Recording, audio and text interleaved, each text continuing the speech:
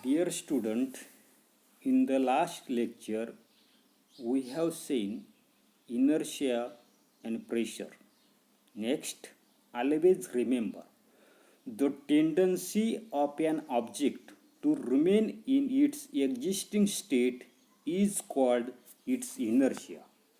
वस्तू जी आहे तर ती वस्तू गतीच्या ज्या स्थितीमध्ये आहे तर त्या स्थितीत राहण्याची असणारी जी काही प्रवृत्ती जी आहे तर त्या प्रवृत्तीलाच आपण त्या ठिकाणी जडत्व जे आहे तर ते जडत्व त्या ठिकाणी म्हणताना दिसतो.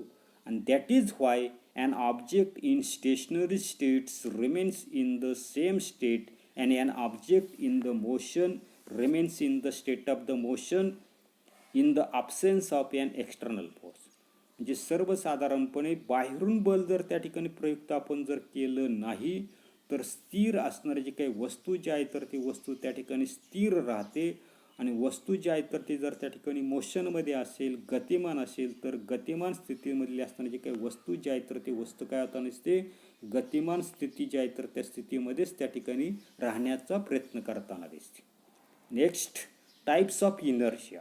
First, inertia of state of the rest म्हणजे विराम अवस्थेमधलं असणारं जडत्व. An object in the state of rest cannot change its state of rest to its inherent property. This property is called the inertia of the rest. जे सर्वसाधारणपणे आपल्याला काय या ठिकाणी सांगितलेले की an object in the state of the rest cannot change its states of rest.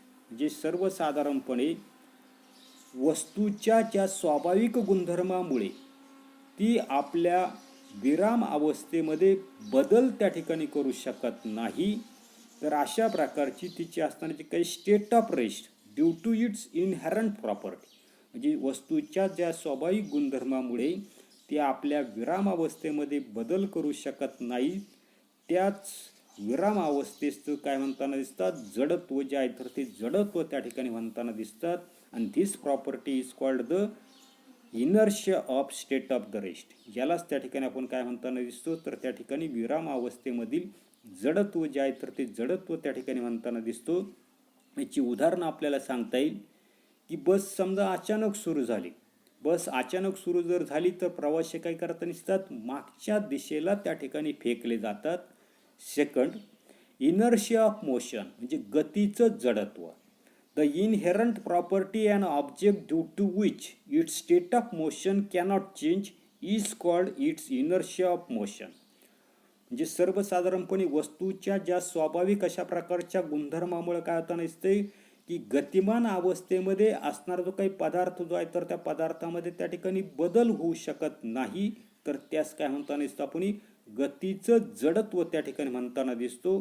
For example, a revolving electric fan continues to revolve even after it is switched off.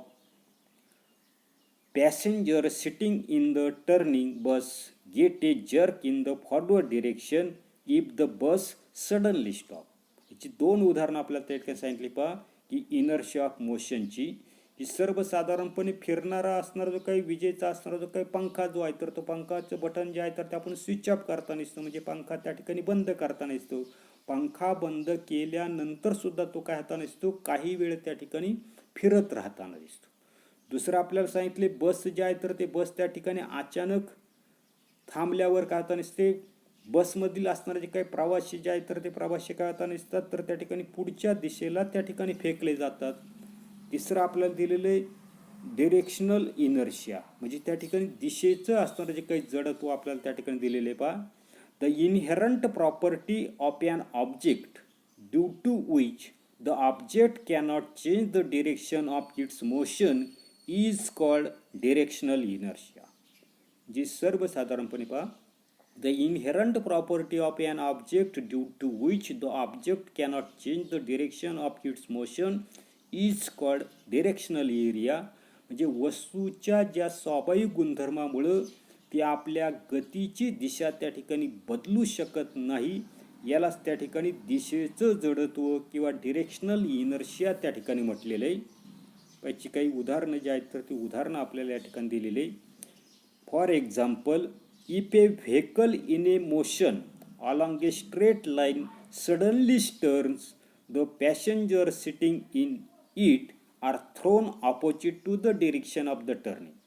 म्हणजे एखाद्या असणारी जी काही गाडी जी आहेत, वाहन जे आहे, तर ते वाहन त्या ठिकाणी सरळ रेषेमध्ये त्या ठिकाणी गतिमान असेल आणि अचानक अशा प्रकारचं वळण जे आहे, तर ते वळण जर त्या ठिकाणी जर असेल, तर अशा वेळेला प्रवासी जे आहेत, तर ते प्रवासी काय होता नसतात, तर त्या वळणाच्या विरुद्ध दिशेला काय केलं जातात, फेकले त्या ठिकाणी जातात. Next, what does this simple experiments tells. आता या ठिकाणी हा जो काही साधा प्रयोग जो आहे, तर त्या साध्या प्रयोगामधून आपल्याला काय काय त्या ठिकाणी कळतं किंवा लक्षात येतं. मगाशी आपण तो प्रयोग जो आहे, तर तो प्रयोग त्या ठिकाणी केलेला आहे. केला जर नसेल तर तुम्ही प्रत्यक्ष तो प्रयोग जो आहे खेळ्याचा जो आहे, तर तो खेळ्याचा त्या ठिकाणी करून पहा. काय सांगितले, the nail easily penetrates into the wood from its pointed end. खेळा जो आहे, तर तो खेळा काय केला आपण, टोकदार भागाकडून काय होता नसतो, खेळा त्या ठिकाणी लाकडामध्ये सहज त्या ठिकाणी घुसतो, परंतु त्या डोक्याच्या भागाकडून तो काय होता नसतो, सहजपणे त्या ठिकाणी लाकडामध्ये त्या ठिकाणी सहज त्या ठिकाणी घुसत नाही. पाहताय, from this you will notice that when a force is applied on the head of the nail, it is easy to hammer it into the plank. म्हणजे यावरून आपल्या लक्षात येता नसते की खेळा जो आहे, तर तो खेळा टोकदार भागाकडून खेळा लाकडामध्ये सहज त्या ठिकाणी घुसताना दिसतो. याच्यावरून आपल्याला हे लक्षात येता नसते की बल जे आहे, तर ते बल खेळाच्या टोकाकडून जर लावलं तर खेळा त्या फळीमध्ये ठोकणं आपल्याला त्या ठिकाणी सोपं जाताना दिसतं. एवढाच भाग आपण या तासाला पाहणार आहोत. पुढील भाग पुढील तासाला पाहू. धन्यवाद.